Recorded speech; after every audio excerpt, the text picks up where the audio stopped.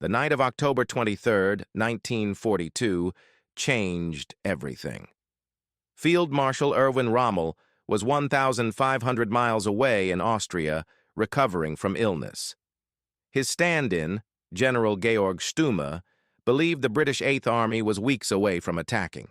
German and Italian forces at El Alamein expected an assault from the south. But at 9:40 p.m., when over 800 British guns erupted along the northern sector, Rommel's desert legend began to crumble. The attack came from the wrong direction, at the wrong time, proving the Afrika Korps was not invincible. Since arriving in North Africa in February 1941, Rommel had become a household name. The Desert Fox won victory after victory, driving within 60 miles of Alexandria by summer 1942. The capture of Tobruk in June, with 33,000 prisoners and massive supplies, seemed unstoppable. Hitler promoted him to field marshal at 49, the youngest in the Wehrmacht. German propaganda portrayed him as invincible. But the legend was fragile. North Africa was secondary to Hitler's Soviet invasion. British code breakers had cracked German communications and were reading Axis convoy routes. Royal Navy submarines and aircraft systematically destroyed ships carrying tanks, fuel, and ammunition. By October 1942, Rommel's supply situation was desperate. His tanks often sat immobilized from lack of fuel. Chronic shortages plagued everything. The First Battle of El Alamein in July 1942 had halted Rommel's advance. The narrow battlefield between the Mediterranean and the impassable Qattara Depression created a choke point where German armor couldn't flank. Winston Churchill replaced General Claude Auchinleck with General Harold Alexander as commander-in-chief and Bernard Montgomery as 8th Army commander in August 1942. Montgomery was meticulous where Rommel was improvisational. He believed in overwhelming material superiority and careful preparation. More importantly, he understood morale was crucial. Montgomery visited units across the Eighth Army, radiating absolute confidence in victory. His message was clear. No more retreats, El Alamein would be defended, and the Eighth Army would destroy Rommel's forces. The demoralized troops found his self-assurance infectious. For the first time, British soldiers believed they could win. British industry and American aid transformed the balance. By October 1942, the Eighth Army had 195,000 men with 1,030 tanks and 900 artillery pieces, supported by 530 combat aircraft. American Sherman tanks finally gave British armor a vehicle matching German panzers. Rommel's German-Italian Panzer Army had 104,000 men with only 489 tanks and 350 aircraft. The British outnumbered them 2-1. But Montgomery knew numbers alone wouldn't guarantee victory. He needed complete surprise. That's where Operation Bertram came in. Operation Bertram was one of World War II's most elaborate deceptions. Devised by Dudley Clark and implemented by Lieutenant Colonel Charles Richardson, the plan had two objectives: convince Germans the main attack would come from the south, and make them believe it wouldn't begin until early November, nearly 2 weeks late. Geoffrey Barkas's British Middle East Command Camouflage Directorate created thousands of dummy vehicles from calico fabric and palm fronds. Real tanks were disguised as supply trucks using ingenious Sunshield canopies. The deception unfolded in layers. In the southern sector, British engineers built dummy supply dumps, fake artillery batteries, and a dummy water pipeline called Operation Diamond, apparently under construction at 5 miles per day. The pipeline included fake pump houses, tanks, and filling stations with straw men as workers. German reconnaissance photographed exactly what Britain wanted: preparations for a southern offensive weeks away from readiness. In the northern sector, where the real attack would occur, the opposite happened. Engineers created the Martello assembly area, 12 by 8 miles, appearing from the air as ordinary supply trucks. Most vehicles were dummies. Real tanks remained hidden far back, where German reconnaissance dismissed them as too distant to threaten immediately. Each tank crew trained on deploying Sunshields quickly. On October 20th, 3 days before the attack, hundreds of tanks moved forward under darkness into Martello. Before dawn, crews draped each tank with sunshield canopies, transforming them into apparent supply trucks. At the original staging areas, crews erected dummy tanks and transmitted fake radio traffic suggesting armor remained in the rear. From the German perspective, nothing changed. Aerial photos looked identical, just more trucks in a crowded supply area. Supply dumps in the north hid thousands of tons of ammunition, fuel, and food in plain sight. Petrol cans stacked in slit trenches became invisible from the air. Food covered with camouflage netting resembled trucks. Artillery backed against limbers and covered with canvas looked like lorries. Even tank paths were deceptive, bulldozed in scattered patterns and connected only at the last moment. The British implemented a double bluff at Munassib Depression. On October 15th, engineers set up dummy artillery carefully camouflaged like real guns. Over several days, they let the camouflage deteriorate so Germans would notice and conclude they were fake. When battle began, real artillery replaced the dummies. German armor probing what they thought was harmless was shocked by massed fire. Rommel was absent. Suffering from stomach ailments and exhaustion, he'd flown to Germany in late September for treatment. General Stumme commanded temporarily. Studying intelligence and aerial photos, Stumme concluded exactly what Britain wanted. The main attack would come south, not ready until early November. German defenses reflected this, with armored reserves positioned for a southern thrust.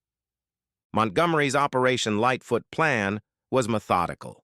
Infantry divisions would create corridors through German minefields in the north, supported by massive artillery, the largest British bombardment since World War I. Once paths cleared through Rommel's 500,000 mines in the Devil's Gardens, armor would push through. Montgomery had new electronic mine detectors and specially trained engineers. At 9:40 p.m. on October 23rd, the desert erupted. Over 800 British guns fired simultaneously in the Devil's Symphony. The barrage targeted German artillery first, then infantry positions. For 20 minutes, shells rained down in concentrated fury.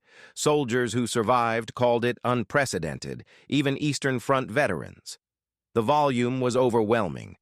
British, Australian, New Zealand, South African, and Indian infantry advanced on a 4-division front.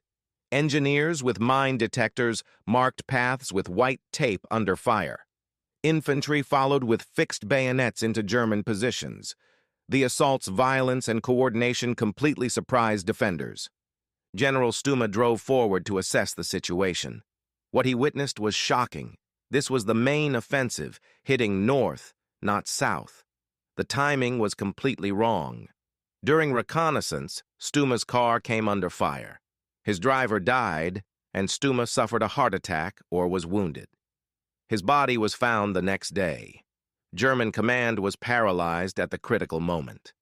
By dawn, October 24th, British infantry had pushed 6 miles into German lines in places. Armored divisions moved through cleared lanes, though slower than planned. But fundamental surprise was achieved. The Afrika Korps fought in the wrong place, its commander dead. Hitler recalled Rommel urgently. Rommel landed October 25th, 2 days into battle. He found a nightmare. Half his armor was destroyed. The British achieved complete surprise on location and timing. Operation Bertram worked perfectly. Captured General Wilhelm Ritter von Thoma later told Montgomery he'd believed the Allies had an extra armored division and the attack would be south. Stumme thought the offensive was weeks away. German documents confirmed Axis commanders believed the decoy southern force completely. Rommel tried salvaging the situation with crippled forces. British air superiority meant little Luftwaffe support. Allied aircraft attacked constantly. Rommel's fuel shortage became critical. He couldn't maneuver armor without gasoline. Counterattacks hit well-positioned British anti-tank guns and hull-down tanks. The dogfight phase lasted October 26th to November 1st. It was brutal attrition with no significant ground gained by either side. Montgomery's plan worked. British resources sustained losses Rommel couldn't replace. Each German counterattack consumed precious fuel. Britain could lose 4 tanks for every German panzer and maintain superiority. Rommel couldn't. By November 1st, the Afrika Korps had 35 operational tanks. The British still had over 800. On November 2nd, Rommel ordered retreat to save his remaining army. Then came Hitler's disaster. On November 3rd, the Führer ordered, "Stand fast, fight to victory or death, yield nothing." Rommel hesitated. Unlike Field Marshal Paulus at Stalingrad, Rommel chose to disobey. He resumed retreat November 4th, but 36 wasted hours cost dearly. British forces encircled and destroyed significant rearguard portions. El Alamein ended November 11th, though pursuit continued. Rommel conducted a masterful fighting retreat but could never stand and fight effectively again. By January 1943, the Afrika Korps reached Tunisia, having lost Libya. When Operation Torch landed American and British forces in Morocco and Algeria on November 8th, the situation became hopeless. Trapped between 2 Allied armies with no evacuation hope, 275,000 German and Italian troops surrendered May 11, 1943. El Alamain's significance extended beyond tactical defeat. Winston Churchill wrote, "Before Alamein, we never had a victory. After Alamein, we never had a defeat." While exaggerated, it captured the psychological shift. For Britain and the Commonwealth, El Alamein was the first clear, decisive victory against Germany on land. After years of defeats and withdrawals, British forces proved they could beat the Wehrmacht. The victory came days before Operation Torch, allowing Churchill to present it as a Commonwealth achievement. For Rommel, El Alamein began his transformation from loyal officer to conspirator. North African experiences showed him Hitler's strategic decisions were divorced from military reality. The Führer's refusal to allow tactical withdrawals and inability to understand logistics had nearly destroyed the Afrika Korps. Rommel would be implicated in the July 20, 1944 plot against Hitler and forced to commit suicide. Operation Bertram demonstrated careful deception could multiply material superiority's effect. The 722 Sunshield canopies transforming tanks into trucks, the dummy pipelines suggesting delayed attack, fake Southern artillery, careful Northern concealment, all created an alternative reality Germans believed until too late. Modern military deception operations still study Bertram as a textbook example. The battle highlighted signals intelligence importance. British success, reading German communications, strangled Rommel's supply lines for months. Meanwhile, German intelligence completely failed to penetrate British deceptions or assess Eighth Army strength accurately. Information dominance proved as decisive as firepower. For soldiers, El Alamein was sustained combat intensity lasting nearly 2 weeks. Highland Division Pipers played battalions forward through minefields under fire. Australian infantry fought savagely for Kidney Ridge. South African and Indian troops held positions against repeated counterattacks. Tank crews endured armored warfare's claustrophobic horror. Casualties reflected the ferocity. Approximately 13,500 British and Commonwealth killed, wounded, or missing, against 30,000 Axis casualties plus 30,000 prisoners. October 23, 1942 was the day Rommel knew the desert was lost. From when Montgomery's guns opened fire north instead of south, when Germans believed they had weeks remaining, the outcome became mathematically inevitable. Rommel's tactical brilliance couldn't overcome British material superiority, better intelligence, air dominance, and Operation Bertram's total surprise. The invincible Afrika Korps legend died in El Alamain's minefields, destroyed as much by deception as firepower. The tide had turned, and it would never turn back.